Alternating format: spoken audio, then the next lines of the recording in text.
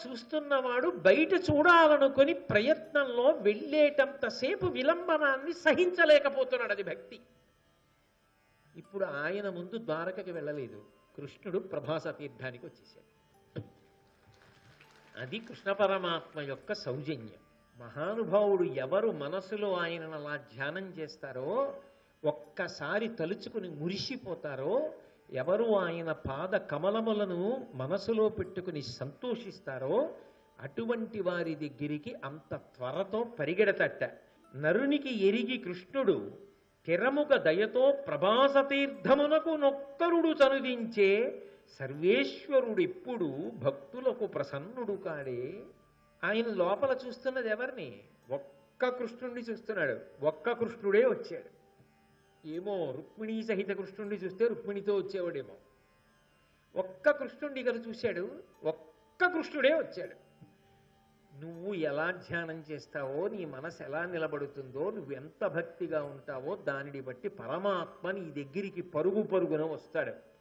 ఒక అడుగు మనం వేస్తే 10 అడుగులు మన వైపు ఆయన వేస్తాడు. అలా వేసేవాడు ప్రపంచంలో ఆయన ఒక్కడే. మిగిలిన వాళ్ళు కాలాకాలములను బట్టి, సమయాసమయములను బట్టి, సందర్భాలను బట్టి వాళ్ళకి అవసరాలు ఉంటే దగ్గరికి వస్తారు. వాళ్ళ అవసరాలు తీరిపోయి యువతల వాడి ఇబ్బందిలో ఉంటే దూరంగా పోతారు. కానీ ఎప్పుడూ దగ్గరగా ఉండేవాడు పరమాత్మ ఒక్కడే. ఆయన ఒక్కడే అలా ఆదుకోగలిగినవాడు. అందుకే మహానుభావుడు నరునికి ఎరిగి కృష్ణుడు ఆ నరుడి యొక్క ఉనికి అంటే ఉన్న చోటు అంటే ఆయనకి తెలియదా? సర్వజ్ఞుడైన వాడు ఎలా ఉన్నాడన్నది తెలుసుకున్నాడు. ఏమిటి ఎలా ఉన్నాడు? తనని చూడకుండా ఉండలేకపోతున్నాడు. ప్రయాణం చేసి వచ్చే వరకు చూడకుండా ఉండలేక అక్కడే ధ్యానంలో చూస్తున్నాడు. అది నరుడి ఉనికి. నరునికి ఎరిగి కృష్ణుడు తిరముగ దయతో ప్రభాస తీర్థమునకు ఒక్కరుడ తనుదించే. పక్కన ఎవరిని రక్షణ కూడా పెట్టుకోవాలా, ఒక్కడే పరుగున ప్రభాస తీర్థానికి ఆయనే వచ్చేశాడు. సర్వేశ్వరుడెప్పుడు భక్తులకు ప్రసన్నుడు కాడే. సర్వేశ్వరుడు భక్తితో ఆయనని మనసులో స్మరించినంత మాత్రం చేత పరిగెత్తుకు రాడా? అందుకే కశ్యప ప్రజాపతి అదితితో మాట్లాడుతూ భాగవతంలో ఒక మాట అంటాడు. ఆయనని భక్తితో ఎవరైతే మనసులో స్మరణ చేస్తారో, ఎవరు ఆయనని పట్టుకుంటారో అటువంటి వారికి తీరని కోరిక అన్నది లోకంలో ఉంటుందా? భగవంతున్ పరమున్ కృపాపారీణు సర్వాత్మకున్ జగదీశున్ శ్రీహరిసేవ చేయుమతడున్ సంతుష్టుని పొంది నీకకు ఇష్టార్థములెల్లనిచ్చు. ఓ అదితి, భగవంతుణ్ణి మనసులో పట్టుకున్నావా?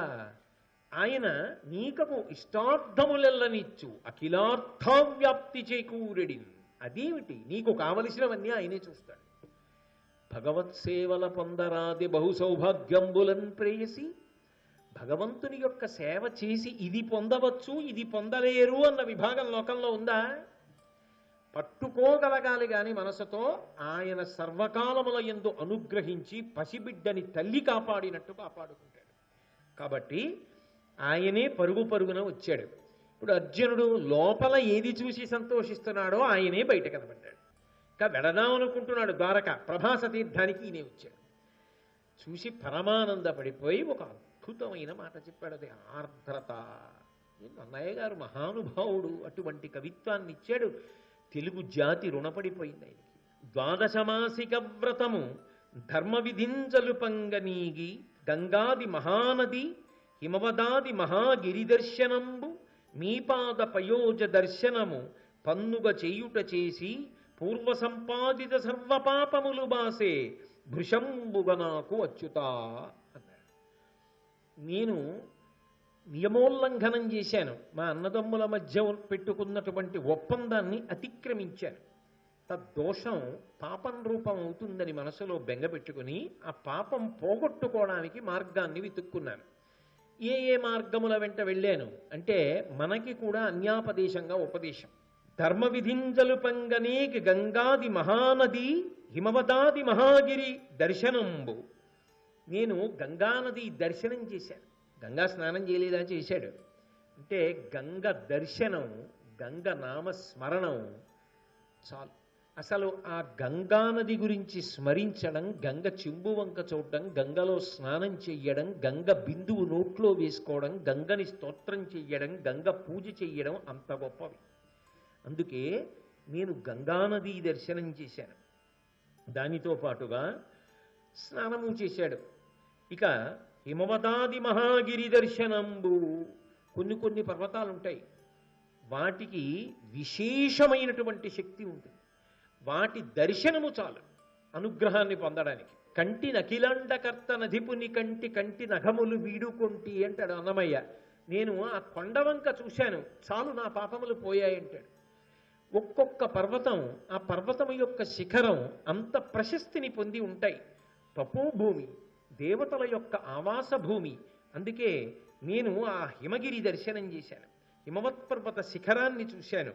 మీపాద పయోజ దర్శనము పన్నుగ చేయుట చేసి.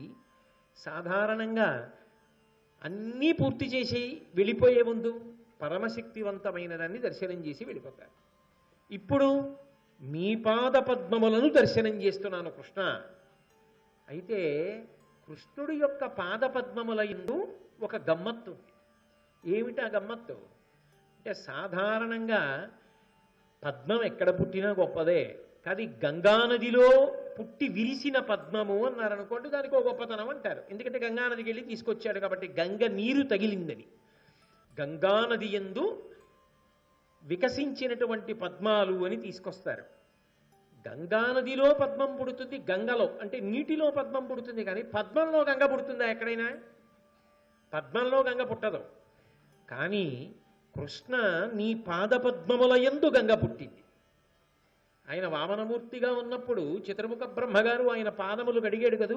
తన పుట్టిల్లెద పొమ్మటంచునతుడు తన్నాభిపంకేరుహంబు నిరీక్షించి నటించి ఉన్నత పదంబున్గాంచి తత్పాదశేషనముంచేశ కమండలూదకములం చల్లించి తత్తోయముల్ వినువీధిన్ ప్రవహించదేవనదిగా విశ్వాత్ము కీర్తి ప్రభన్.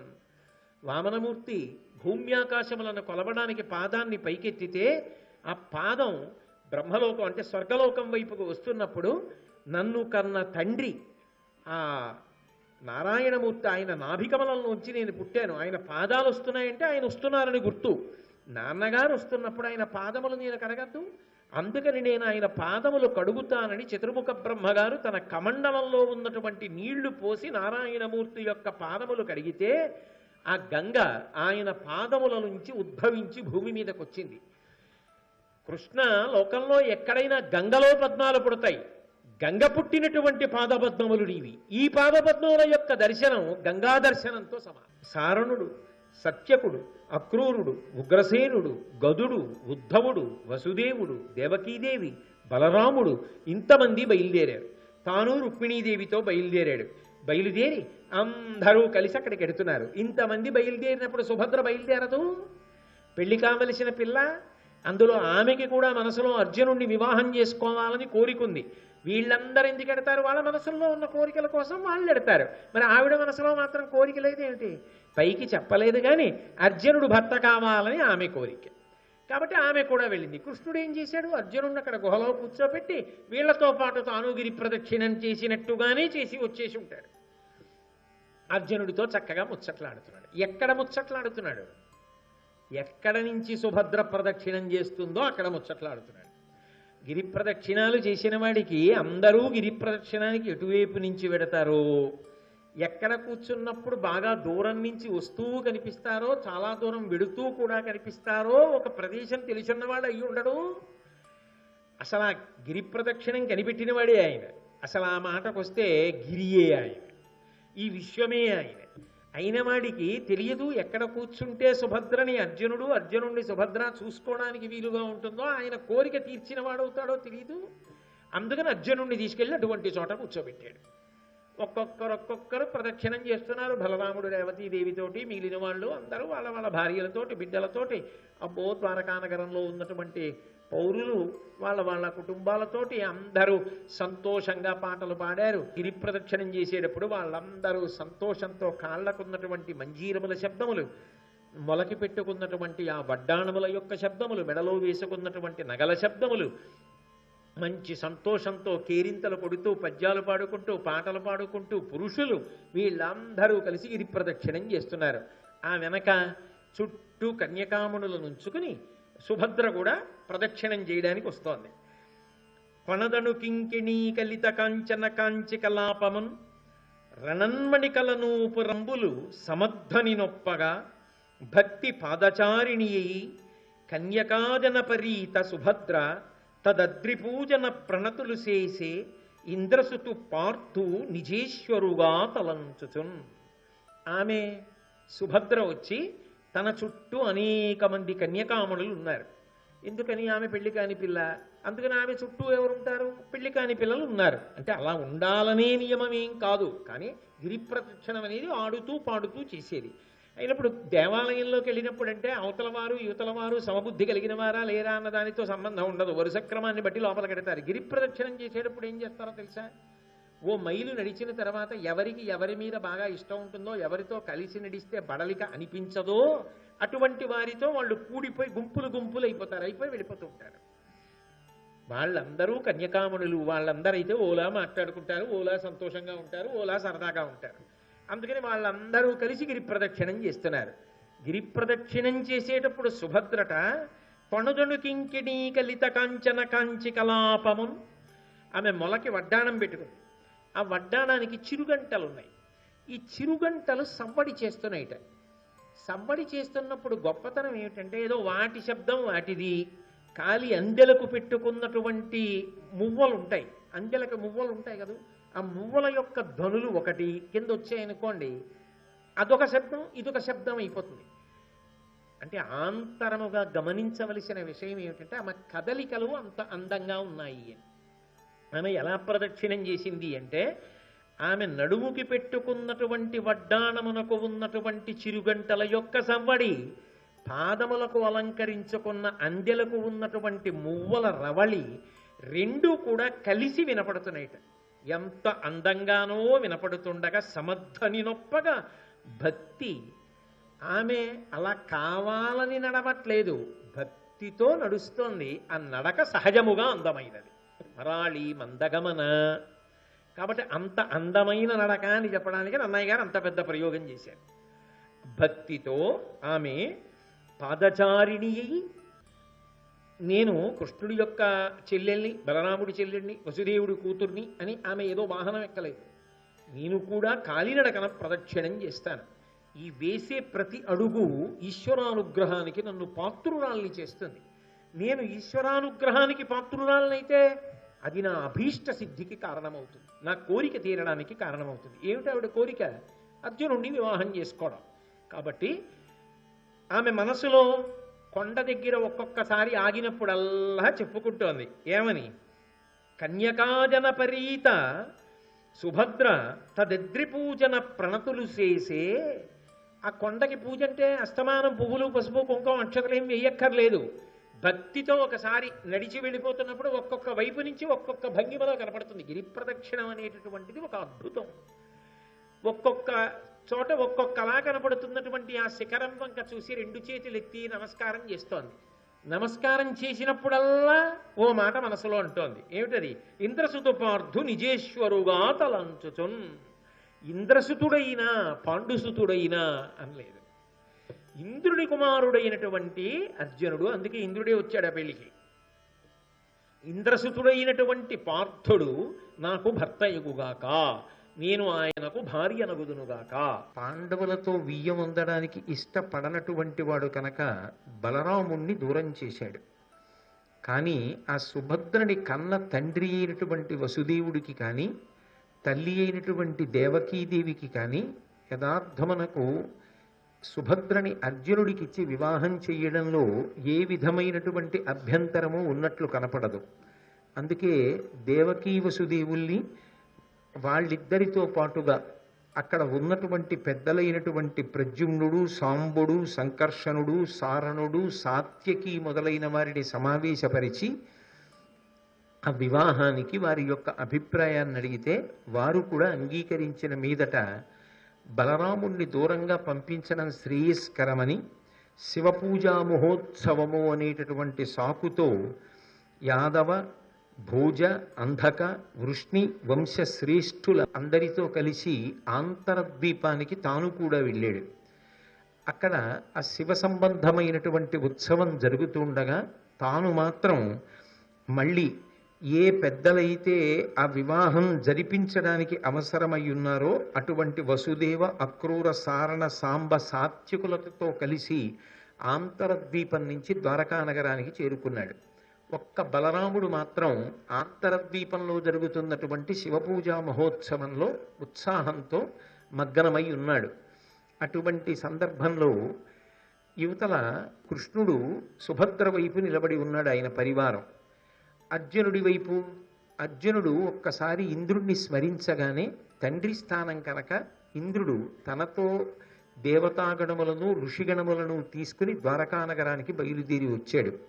కానీ అసలు అర్జునుడు ద్వారకానగరంలో ఉన్నాడు అన్న వార్త ధర్మరాజు గారికి అందకపోతే ధర్మరాజు గారు ఎక్కడ బెంగ పెట్టుకుని కంగారు పడతాడు అన్న ఉద్దేశ్యంతో ధర్మరాజు గారికి వేగుల వారి ద్వారా కృష్ణ పరమాత్మ సందేశాన్ని పంపించాడు.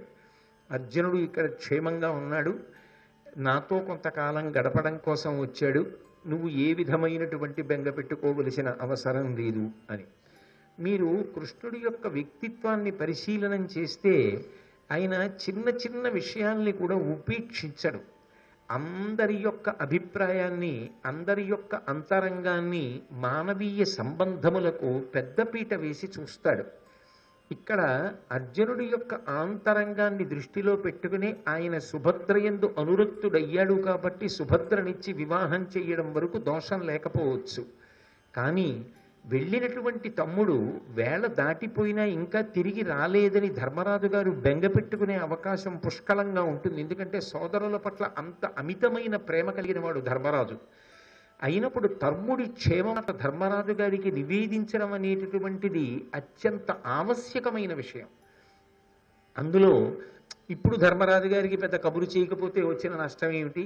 వివాహం అయిపోయిన తర్వాత సుభద్రార్జునులు ఎటూ ఇంద్రప్రస్థం చేరుతారు కదా, చేరిన తర్వాత ధర్మరాజు సంతోషించకపోతాడా, కుంతీదేవి సంతోషించకపోతుందా అని చెప్పి ఊరుకోలేదు. ప్రత్యేకంగా ధర్మరాజు గారికి కబురు చేశాడు. మీరు ఇవాళ రేపు సమాజంలో ఒక విపరీత పోకడ చూస్తూ ఉంటాం. ఇంట్లోంచి బయటికి వెడుతూ భర్త భార్యకి చెప్పడం, ఫలానా చోటుకి వెడుతున్నాను, ఇంతసేపట్లో వస్తాను అన్న మాట చెప్పడం. అలా చెప్పడం ఏదో న్యూనతాభావంగా భావిస్తారు కొంతమంది. అసలు ఎక్కడికి వెడుతున్నారో కూడా చెప్పకుండా వెళ్ళిపోయి ఎక్కడున్నాడో తెలియదు, ఎప్పుడు వస్తాడో తెలియదు. కానీ ఆ ఇల్లాలు మనసులో మదన పడుతూ ఉంటుంది కదా. తండ్రి బిడ్డలకి చెప్పడం, బిడ్డలు తండ్రికి చెప్పరు. ఆ వేళకి ఇంటికి వస్తే వచ్చినట్టు, రాకపోతే ఎక్కడో ఉన్నట్టు. కానీ ఆ ఇంటి ఇల్లాలి మనసు మాత్రం మదన పడుతూ ఉంటుంది, తండ్రి మనసు మదన పడుతూ ఉంటుంది. అలా ఉండకూడదు. మానవీయ సంబంధముల యందు ఒక గౌరవం ఉండాలి. ఒక చోటికి బయలుదేరి వెడుతున్నామంటే నేను వెళ్ళొస్తాను, ఫలానా చోటుకి వెడుతున్నాను, ఫలానా పని మీద వెడుతున్నాను, ఈ సమయానికి వెళ్ళి మళ్ళీ ఈ సమయానికి వచ్చేసే అవకాశం ఉంది అని చెప్పాలి. ఇది ఎందుకు వ్యవస్థలో అలా ఏర్పాటు చేశారు అంటే అది ఒక జవాబుదారీతనం, ఒక గౌరవమే కాదు. ఒక వయసు వచ్చిన తరువాత మన గమనము మీద మనకి తెలియకుండానే మనం కొంత నియంత్రణ ఏర్పాటు చేసుకున్న కారణం చేత విచ్చలవిడితనం నియంత్రింపబడుతుంది. నేను ఎవ్వరికీ చెప్పక్కర్లేదు, నా ఇష్టం వచ్చినట్టు ఎంతసేపు తిరిగి ఇంటికి వెళ్ళినా నేను వెళ్ళిందే వెళ్ళడం. అంతేకాని నేను ఎక్కడికి వెళ్ళానో చెప్పాలని ఎవరూ కూడా ధైర్యం చేసి నన్ను అడగరు అనేటటువంటి పూనిక ఒక్కొక్కప్పుడు అటువంటి స్వేచ్ఛ మనిషి దుర్వినియోగం చేయడం ప్రారంభం చేస్తే అది చిట్ట చివరికి వ్యక్తి పతనానికి కారణమవుతుంది. సర్వం శ్రీ ఉమామహేశ్వర పరబ్రహ్మార్పణమస్తు. స్వస్తి.